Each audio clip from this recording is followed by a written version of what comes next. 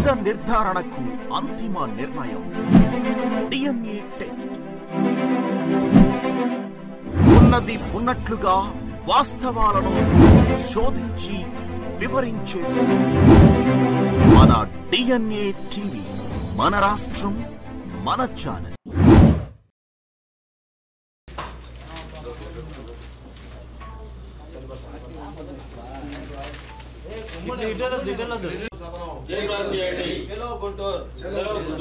Thank you so much. One second, sir. Johar Dr. B.R. Ambedkar. Johar. Johar Dr. B.R. Ambedkar. Johar. Jai Pradhan Jayandi December 15 Samaram. Jai Pradhan Jayandi. ఈ రోజు చేస్తున్నటువంటి ఈ యొక్క పత్రికా సమావేశం యొక్క ముఖ్య ఉద్దేశం రేపు భారతదేశ జనాభా 140 కోట్లు. బహిరంగ సభ యొక్క ఉద్దేశం ఏంటంటే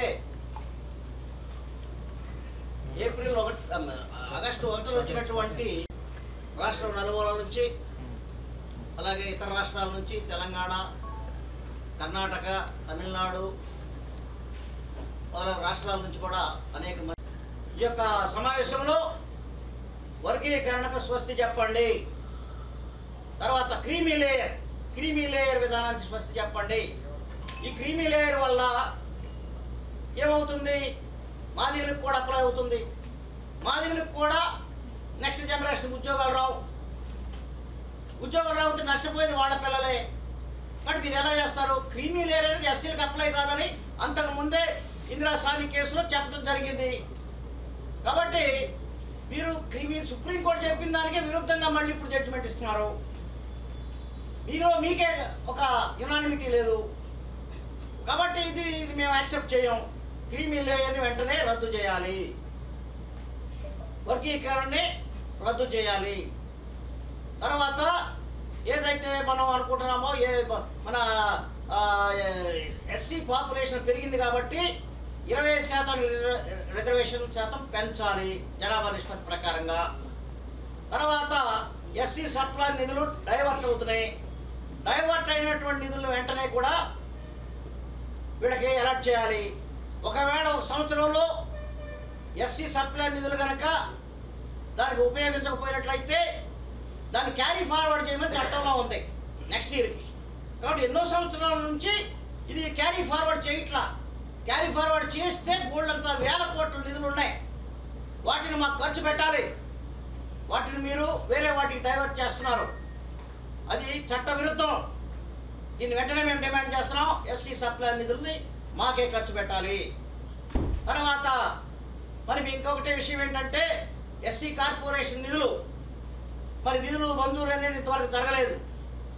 గత ప్రభుత్వంలో ఎస్సీ కార్పొరేషన్ 3గా చేశారు. మాల కార్పొరేషన్, మాది కార్పొరేషన్, రెల్లి కార్పొరేషన్. కాబట్టి ఈ యొక్క కార్పొరేషన్లకి నిధులు అనేటువంటివి విడుదల చేయలేదు. విడుదల చేయమని మేము డిమాండ్ చేస్తున్నాం. కాబట్టి ఎస్సీ కార్పొరేషన్ నిధులు, ఎస్సీ సప్లై నిధులు, మరి అలాగే ఈ యొక్క రిజర్వేషన్ శాతం పెంచడం, ఇవన్నీ ప్రైవేట్ రంగంలో కూడా మాకు రిజర్వేషన్ పెట్టాలి. సార్ ఫైనల్గా ఇవన్నీ ఓకే, నుంచో జరిగేది ఎస్సీ డైవర్ట్ చేసేది, ఏ గవర్నమెంట్ డైవర్ట్ చేస్తుంది. ఫైనల్గా జరగబోయే సభకు సంబంధించి ఏం చెప్పచ్చు? సభలో ప్రధానమైన ఎజెండా ఇదే. వర్గీకరణని రద్దు చేయండి, క్రీమీ లేయర్ని రద్దు చేయండి, మరి అలాగే ఆర్ఆర్ మిశ్రా కమిషన్ని వెంటనే రద్దు చేయండి, కులగణన చేపట్టండి, ఆర్థిక వెనుకబాటుతనం మీద డేటా సేకరించండి. ఇవన్నీ లేకుండా మీరు వర్గీకరణ చేయొద్దు. మీ డిమాండ్స్ని పరిగణలోకి తీసుకోకపోతే భవిష్యత్ కార్యాచరణ ఉధృతం అవుతుంది. మా డిమాండ్లు కనుక మీరు పరిగణలోకి తీసుకోకుండా మీరు వర్గీకరణకు పూనుకుని ముందుకెళ్తే ఉద్యమం ఉధృతం అవుతుంది. ఉధృతం చేస్తుంది. ప్రజా ఉద్యమం నిర్వహిస్తాం, అలాగే న్యాయ పోరాటం చేస్తాం. కాబట్టి రెండు రూపాల్లో ఉంటుంది ఉద్యమం. సారీ, డిసెంబర్ 15వ తారీఖున పోస్టర్ కూడా రిలీజ్ చేస్తున్నాం. రాష్ట్రంలో ఉన్న ప్రతి ఒక్కరూ కూడా దయచేసి ఆ రోజు సభను దిగ్విజయం చేసి రాష్ట్ర ప్రభుత్వాల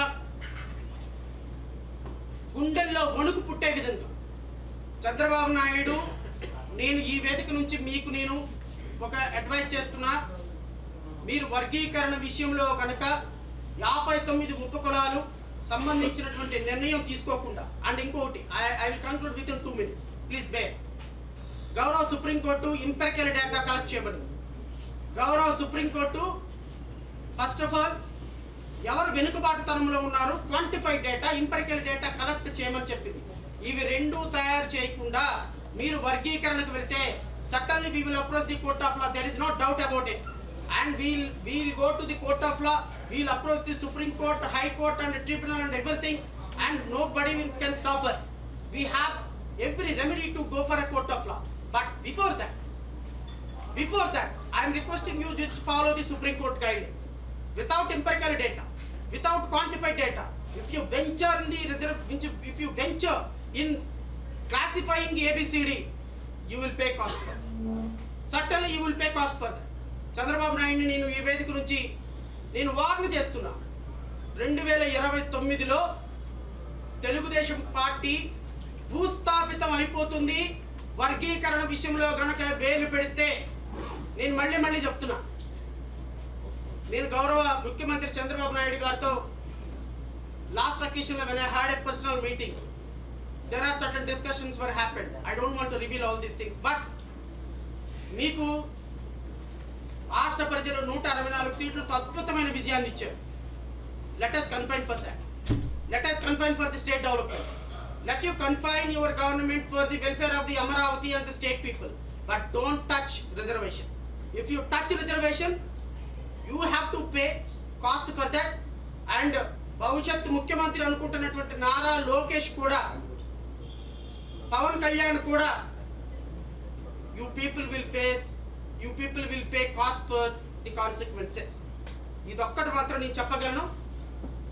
భవిష్యత్తులో దీన్ని ఎలా చేయాలనే దాని మీద ఒక కమిటీ వేయండి. ఆ కమిటీ నిర్ణయం తీసుకుంటుంది. కమిటీ తర్వాత క్వాంటిఫైడ్ డేటా తయారు చేయండి, ఇంపెరికల్ డేటా తయారు చేయండి, అందరి ఒపీనియన్ తీసుకోండి. నా చేతిలో ముఖ్యమంత్రి పదవి ఉంది కదా, నీ ఇష్టం వచ్చినట్టు చేసేస్తే 11 సీట్లు ఇచ్చి గత ప్రభుత్వంలో ఎలా ఇంటికి పంపించారో 11 సీట్ల నుంచి కట్ చేసి 9 సీట్లు ఇచ్చి తెలుగుదేశం పార్టీని ఇంటికి పంపించే కార్యక్రమం చాలా సీరియస్గా జరుగుతుంది. సో దయచేసి ప్రభుత్వాలు కూడా కొంచెం స్లో డౌన్ అవ్వండి. మీరు మాకు ఎవడో ఎదురులేదులే, మేము ఆల్రెడీ తీర్మానం చేసేసాం, సుప్రీంకోర్టు కూడా చెప్పింది, మా ఇష్టం వచ్చినట్టు రిజర్వేషన్ చేసేస్తామని చేయండి. దాన్ని ఎలా అడ్డుకోవాలో మాకు తెలుసు. ఎందుకంటే 2011లో జరిగినటువంటి సెన్సెస్ ఈ రోజు వరకు సెన్సెస్ జరగల.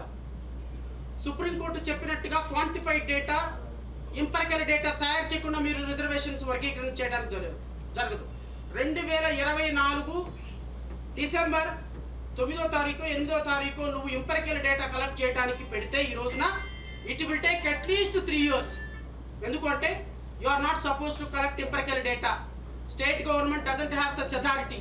Only central government is only authority to collect empirical data and quantified data. ఇవి రెండు కేంద్ర ప్రభుత్వం కలెక్ట్ చేయడం మొదలుపెడితే 2 సంవత్సరాలు పడుతుంది. 2 సంవత్సరాల డేటా లోపు రాకుండా నువ్వు రిజర్వేషన్లు అమలు పరచలేవు, నువ్వు రిజర్వేషన్లు క్లాసిఫై చేయలేవు. ఈ 2 సంవత్సరాల్లో 2027లో జమిలీ ఎన్నికలు వస్తాయి. జమిలీ ఎన్నికలు వచ్చిన రోజున దెబ్బ ఎలా ఉంటుందో చూద్దు. కానీ మా దెబ్బ ఎలా ఉంటుందో అప్పటి వరకు రిజర్వేషన్స్ 100% జరగనిచ్చే ప్రసక్తే లేదు. ఎందుకంటే ఇది మాలా మాదిగల పంచాయతీ కాదు, ఒక జాతి ఔన్నత్యం యొక్క panchayat. So therefore, I am warning to every government authority, including Chandrababu Naidu garu, please hold for some time. Please be cautious. Don't go fast. Just slowly. Just do the work according to the constitution. ఇది ఒక్కటి మాత్రం నేను చెప్పగలను. Media సోదరులకు కూడా request చేస్తున్నా, December 15వ తారీఖున జరగబోయేటువంటి సభని ప్రజల వద్దకు చేర్చండి. మా బాధని, మా రాజ్యాంగ స్ఫూర్తిని అర్థం చేసుకొని ప్రజలందరినీ కూడా మా సభకు వచ్చేటట్టుగా మీ సహకారం కూడా అందించమని. సభని అడ్డుకునే ప్రసక్తి ఉంటుందని నేను అనుకోవడం లేదు. ఎందుకంటే already we got permission. And ఇంకోటి కూడా చెప్తున్నా, ఇన్ఫ్యాక్ట్ 4 లక్షల మందితోటి మేము తెలంగాణ కంటే చాలా బాగా చేయాలనుకున్నాం. కానీ అత్యంత దుర్మార్గకరంగా ప్రభుత్వం మేము చూపించినటువంటి ఏ గ్రౌండ్కి కూడా పర్మిషన్ ఇవ్వకుండా కేవలం ఒక లిమిటెడ్గా పట్టేటువంటి ఒక కంజెస్టెడ్ గ్రౌండ్కి పర్మిషన్ ఇవ్వడం కూడా ప్రభుత్వం నుంచి వ్యతిరేకత అని మేము భావిస్తున్నాం. But in spite of that there are so many hurdles. In spite of that we're trying to overcome all the hurdles. ప్రభుత్వం కనుక అడ్డుకోవడానికి ప్రయత్నం చేస్తే ఏమవుతుంది? ఏమీ కాదు. సభ గుంటూరు నల్లపాడు గ్రౌండ్లో జరగాల్సింది చంద్రబాబు నాయుడు ఇంటి ముందు జరుగుతుంది. ఎక్కడికి పోతుంది సభ? ఇక్కడ కాకపోతే అక్కడ జరుగుతుంది. ఈ రోజు కాకపోతే రేపు జరుగుతుంది. ఏ సెక్రటేరియట్లో చంద్రబాబు నాయుడు ఉండడా? Secretary home minister Anitha garu ఉండరా? ఆవిడకి ఇల్లు లేదా? లేకపోతే పవన్ కళ్యాణ్కి ఇల్లు లేదా? ఇక్కడ జరగాల్సిన సభ అక్కడ జరుగుతుంది. ఎక్కడైనా సరే జరుగుతుంది. సెక్రటేరియట్ ముట్టడించే ప్రయత్నం చేస్తాం, ముఖ్యమంత్రి ఇల్లు ముట్టడించే ప్రయత్నం చేస్తాం. నువ్వు ఎంతవరకు వెళ్తావు, మేము అంతవరకు వెళ్ళడానికి సిద్ధంగా ఉన్నాం. సో ప్రభుత్వం, పోలీస్ డిపార్ట్మెంట్ వారు కూడా మేము శాంతియుతంగా జరుపుకునే సభకి కారక అడ్డంకులు సృష్టిస్తే జరిగే పరిణామాలకి ప్రభుత్వమే బాధ్యత వహించాల్సి వస్తుంది. Thank you so much. And